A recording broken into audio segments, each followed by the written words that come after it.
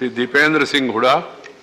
Sir, माननीय सभापति महोदय, भारतीय सेना में अहीर रेजिमेंट की स्थापना की मेरी मांग उठाने की अनुमति देने के लिए आपका धन्यवाद। सभापति महोदय, यदुवंशी शौर्य का इतिहास किसी के परिचय का मोहताज नहीं है।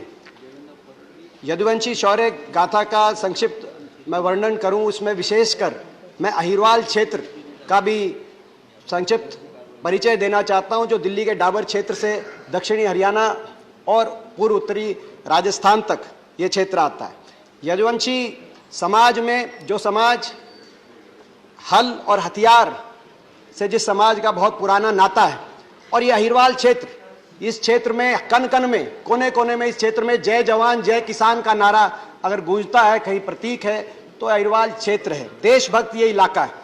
जब जब देश में कोई आक्रमण हुआ, इतिहास ये बताता है, चाहे वो 1398 तैमूर के आक्रमण के समय दुर्जन साल सिंह और जगराम सिंह जैसे वीर योद्धाओं की वीरता से आक्रमणकारियों का सामना किया गया हो, चाहे वो 1739 में नादिर शाह के आक्रमण के समय रेवाड़ी नरेश राव बालकिशन के नेतृत्व में 5000 अहीर भाइयों ने सीमाओं की रक्षा करते अपना बलिदान दिया हो, या 1857 की क्रांति हो, जिस क्रांति में अहिरवाल नरेश राव तुलाराम जी के शौर्य गाथा को कौन नहीं जानता, उनकी वीर गाथा को, और अहीर भाइयों की वीर गाथा को कोई नहीं जानता। चाहे उसका खामियाजा भी भुगतना पड़ा और ब्रिटिश फौज ने उस समय अहीर भाइयों की भर्ती पर रोक लगाई, लेकिन प्रथम विश्व युद्ध हुआ तो दोबारा से अहीर भाइयों के शौर्य को याद किया गया और 19,500 अहीर सैनिकों की भर्ती की गई।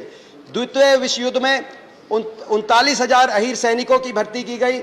विक्टोरिया क्रॉस तोपखाने में अकेला हवलदार उमराव सिंह का शौर्य आज याद किया जाता है। लेकिन ये देशभक्त कौम है, और इसीलिए सिंगापुर में इन्होंने अंग्रेज ब्रिटिश हुकूमत से बगावत की और आईएनए सुभाष चंद्र बोस जी के नेतृत्व में आईएनए में अहीर सैनिकों ने भर्ती शुरू करी। चाहे आज़ादी के बाद का इतिहास हो, 1947-48 में कश्मीर पे पाकिस्तान के आक्रमण को रोकते हुए रेजांगला 1962 रेजांगला की लड़ाई में 120 अहीर सैनिकों ने 5000 चीनी सैनिकों से मोर्चा संभाला और चुशुल एयरपोर्ट को दुश्मन के कब्जे से बचाने का काम किया।